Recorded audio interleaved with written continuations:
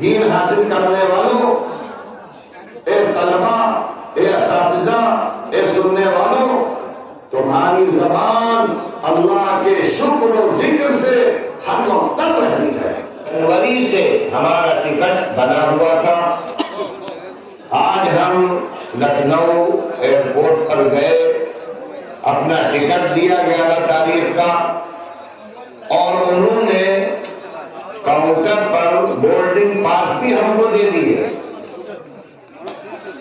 دونوں، کلکتہ اور کلکتے سے بالآسام کا۔ اب اس کو ہم لے کر جب صبح 9:40 کی فلائٹ کے لیے پہنچے تو سیکورٹی جہاں پر چیک ہوتی ہے وہاں انہوں نے سارا چیک کیا اور کہنے لگے کہ بھئی یہ ٹکٹ تو آپ کا 12 تاریخ کا ہے، آپ کو ابھی سے کیسے مل گیا؟ تو ہم نے کہا کہ بھئی ہمارے پاس ٹکٹ موجود ہے، دیکھیے۔ تو انہوں نے باقاعدہ دونوں ٹکٹوں کو، بورڈنگ کارڈ اور ٹکٹ کو ملایا تو دونوں کی تاریخیں ہیں، ایک میں 11 تاریخ اور ایک میں 12 تاریخ۔ اب انہوں نے بہت شک کرنے لگے، فوراً اس کے فوٹو لے لیے، ساری چیزیں، اور پھر ہم کاؤنٹر پر آئے۔ اب انہوں نے جب بار بار چیک کر رہے ہیں، دیکھ رہے ہیں، تو اس میں جو ہے وہی 12 تاریخ آ رہی ہے۔ تو پھر ہم نے مولوی حیدر علی ندوی صاحب سے رابطہ قائم کیا، فوراً فون پر رابطہ ہوتا رہا، تو معلوم یہ ہوا کہ آج کی فلائٹ کینسل ہو گئی ہے اور ہم کو 12 کا دے دیا انہوں نے۔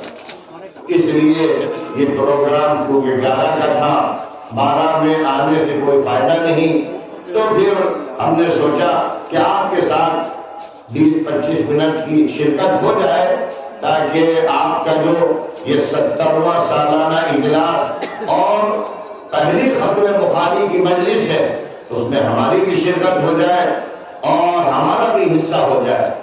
تو سب سے پہلے تو ہم جامعہ اسلامیہ طیبہ ہالہ جو حضرت علامہ طیب الرحمن رحمہ اللہ نے قائم فرمایا تھا، جو امیر شریعت تھے شمالی شرق ہند کے، اور آخری زمانے میں ہماری ان سے ملاقات بھی ہوئی ہے جس وقت فالج کا ان پر اثر ہو گیا تھا، اور اللہ نے ان کو بڑی مقبولیت عطا فرمائی، پورے علاقے اور پورے خطے کے لیے وہ مرکزی حیثیت رکھتے تھے، ہر آدمی ان پر اعتماد کرتا تھا، بھروسہ کرتا تھا، اور اللہ نے ان کو بڑی مقبولیت دی تھی۔ لہذا ان سے آخر زمانے میں کیونکہ ہماری ملاقاتیں بھی ہوئی ہیں، بڑی محبت کا انہوں نے اظہار فرمایا، تو اس لیے اور زیادہ اس پروگرام میں آنے کا شوق بھی تھا۔ اور ہمارے حیدر علی صاحب نے بہت ہی اہتمام سے ہر چند دن کے بعد پروگرام کے بارے میں بتلاتے تھے اور یہاں کی جو چیزیں ہیں اس کے بارے میں بتلاتے تھے۔ تو خیر اگر عملی طور پر شرکت نہیں ہو رہی ہے تو ماشاءاللہ نیٹ کے ذریعے سے اللہ نے ایسا انتظام کر دیا ہے کہ آدمی کہیں بھی بیٹھ کر اپنے بھائیوں سے بات چیت کر سکتا ہے، خطاب کر سکتا ہے، بنیادی چیزیں ذکر کر سکتا ہے۔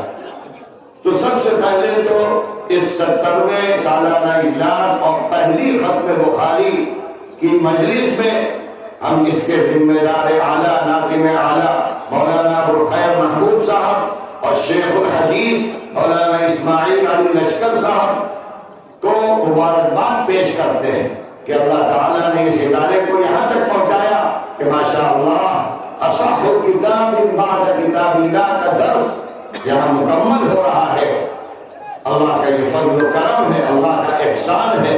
اور اسی طرح یہ جو پروگرام ہو رہا ہے یہ زیر صدارت حضرت مولانا یوسف علی صاحب جن سے ہمارا بہت تعلق ہے، بڑی محبت فرماتے ہیں، کئی دفعہ ان کے ساتھ آسام میں ملاقاتیں ہوتی رہی، ان کے ادارے میں بھی، ان کے گھر پر بھی، جو اس وقت امیر شریعت اور امیر ندوۃ التعمیر ہے۔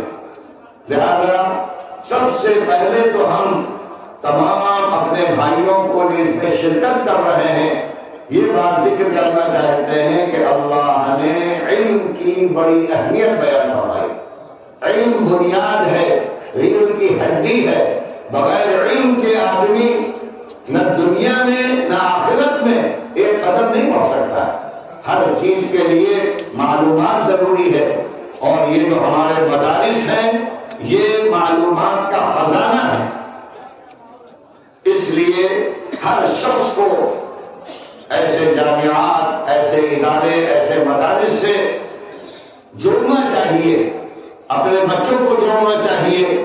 دین حاصل کرنے کے لیے، قرآن و حدیث کا درس لینے کے لیے ایسے مدارس میں آنا چاہیے.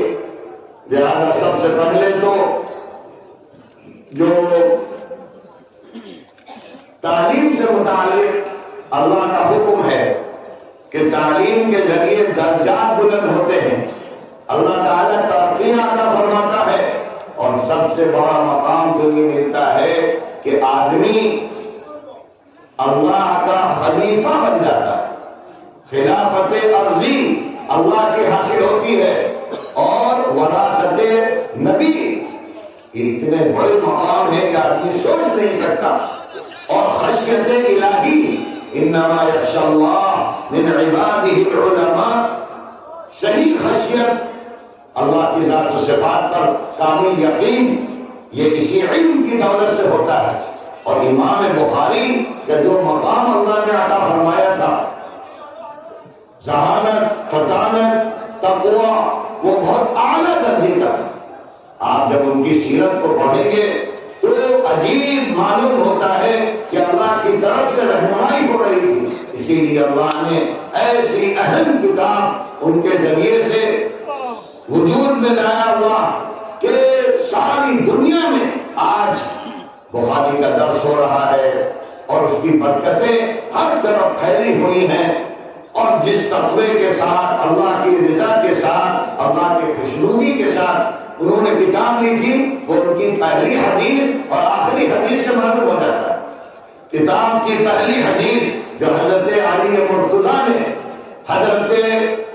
حضرت عمر فاروق نے منبر رسول پر وہ حدیث بیان کی تھی، انما الاعمال بالنیات. اے لوگوں، سارے دین کا دار و مدار نیت پر ہے. تو امام بخاری نے پہلا سبق پڑھنے والوں کو اور احادیث سننے والوں کو اور سارے مجمع میں جو لوگ آئے ہیں ان کو خطاب کر کے یہ کہا جا رہا ہے کہ دیکھو، اپنی نیت کو صحیح رکھنا. اگر تم چاہتے ہو کہ اللہ کے ہاں تم کو تقرب حاصل ہو، اللہ کے ہاں تم کو بڑا مقام حاصل ہو، تمہارا ہر عمل قابل قبول ہو، تو ہر عمل کے قابل قبول ہونے کے لیے نیت کا اور دل کا صحیح ہونا اور پاک ہونا ضروری ہے. اسی لیے اللہ کے رسول نے ایک حدیث میں یہ بھی فرمایا، اذا صلحت صلح الجسد كله واذا فسدت فسد الجسد كله الا وهي القلب. دل سب سے بنیادی ہے، جسم کے پورے حصے میں دل کو مرکزی حیثیت حاصل ہے. اگر دل اچھا ہے، آنکھ، ہاتھ، پیر، دماغ، افکار سب پاکیزہ بن جائے. اور اگر دل میں بریائی ہے تو ہر چیز بری ہو جاتی ہے. تو پہلی حدیث انما الاعمال بالنیات میں یہ سبق گویا کہ پہلا سبق طالبان علوم نبوت کو اور پڑھانے والوں کو، اساتذہ کو اور سننے والوں کو یہ دیا جا رہا ہے اس بخاری میں کہ جو بھی کام کرنا اللہ کی رضا کے لیے کرنا، اللہ کی خوشنودی کے لیے کرنا، تو اللہ چھوٹے سے چھوٹے عمل کو بڑے سے بڑا بنا دے گا. اور اگر نیت میں کھوٹ ہے، کمی ہے، نقص ہے، تو بڑے سے بڑا عمل یعنی ہجرت جیسا عمل اس کا بھی ثواب اکارت چلا جائے گا، برباد ہو جائے گا.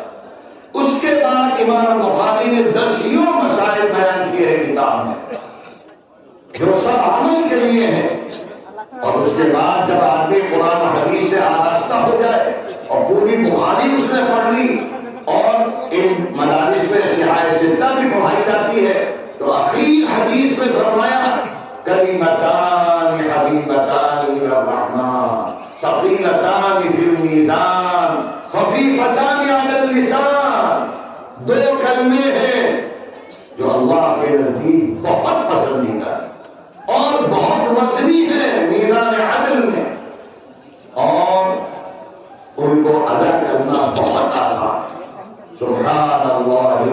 بحمدہ سبحان اللہ العظیم، ان 2 کلمات پر اپنی کتاب کو ختم کیا ہے، یہ بتلانے کے لیے کہ اے دین حاصل کرنے والوں، اے طلبہ، اے اساتذہ، اے سننے والوں، تمہاری زبان اللہ کے شکر و ذکر سے ہر وقت رہنی چاہیے۔ تم جتنا